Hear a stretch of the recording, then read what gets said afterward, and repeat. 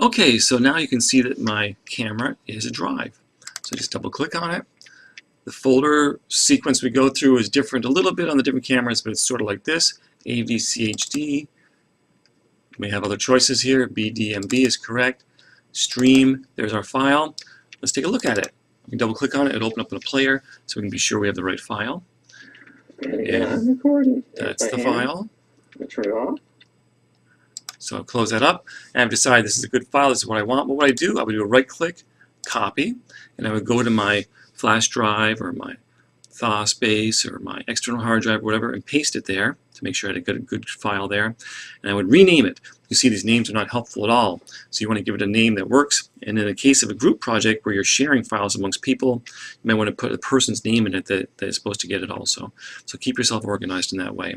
You might think you want to delete the file here, but if you push the delete key or try to delete, nothing will happen. Because remember, you have to delete the files off the camera. And the last piece of instructions, very important, make sure to eject it or to remove it either using the safe remove, eject video camera, or right click on the drive and choose eject. Okay, here's our other camcorder. These are in kits D, E, and F, so we have 3 of them. This is the M41. What's to say about this except the lens cap cover is automatically open and closed, so you don't have to do that. There is a little connection here right in the front of the camera. I'm hiding it there, sorry, right there in the front of the camera for the mic, so it's not on the inside panel. There is some switches here for different modes. Just leave it on auto. Again, wide angle and telephoto on the front. There is an actual old-fashioned viewfinder available on this camera. Here is the on-off button right there. There is a battery in it right now. The battery is not quite so visible, but fits in the same way. It's in the same place in the back of the camera. Let's see what else. Oh, there's a power button. This one has a power button on the outside, not on the inside. And this time you have to use the power button. If I open up the screen, nothing happens automatically. We don't have automatic power. I push the power button, and it comes on, and this is what the screen looks like. Get it closer and try to get the focus in right. There we go. Very similar. You'll see the battery is shown the same way. Lots of time left. It's a larger battery in this case. Plenty of time left. Also on the plenty of space left on the hard drive in the camera. 4 hours of recording time available. You'll see that it shows it's paused right now, and there's a green icon. That's a little different, but that also means it's in standby mode, and you can use your mics to test them and see what they're like. I guess that's about it, except on the inside panel, in this case, here is our headphone jack right there, the USB plug. You have more choices here. You could ignore most of them, but the toggle right there is where we change to look at the files as opposed to record. So let's record. Here we go. Get it close. The light turns green again, and the clock is running. There, I'm recording. Turn it off. Again, you would always have your headphones on. Somebody would, to make sure sound was good. And now you might want to look at your file. You can use your headphones in here, which you recorded to. I push the toggle.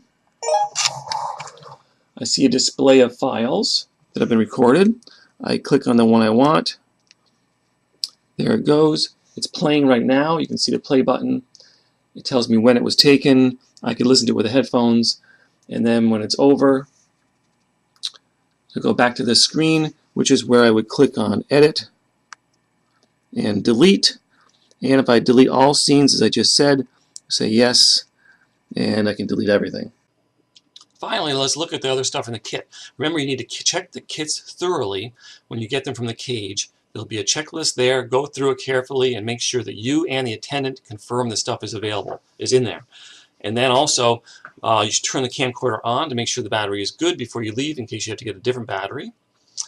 And when you come back, you should make sure you check through the kit very carefully, again with the checklist, so you can confirm you've returned everything. That covers you in case something goes missing. What should be in the kit? There should be headphones. Always keep headphones on while you're recording, you or a partner or someone in your team. Trust what you hear. There's a variety of mics. This is a shotgun mic. So it's got this on-off switch. Should always be off unless you're using it. Make sure to check it when you put it back in the bag. How you use these mics we'll go over again another time. This is the reporter's handheld mic, the workhorse mic. Like if you're in front of the camera as a reporter, you would be holding this mic. It has an on-off switch also. It's okay to keep it off, but there's no battery in this one, so it's not as critical. It has a long cord. The shotgun had a short cord, so you're going to use an extension cable. Here's an extension cable that would allow you to keep that shotgun moving around and point it directly at someone's mouth off camera. The last mic is a lav mic.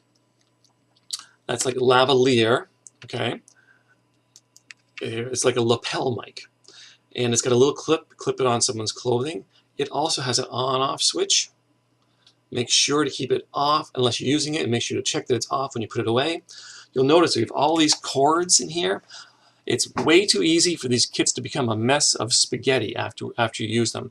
So please wind everything up carefully when you put it away. Try to keep it neat.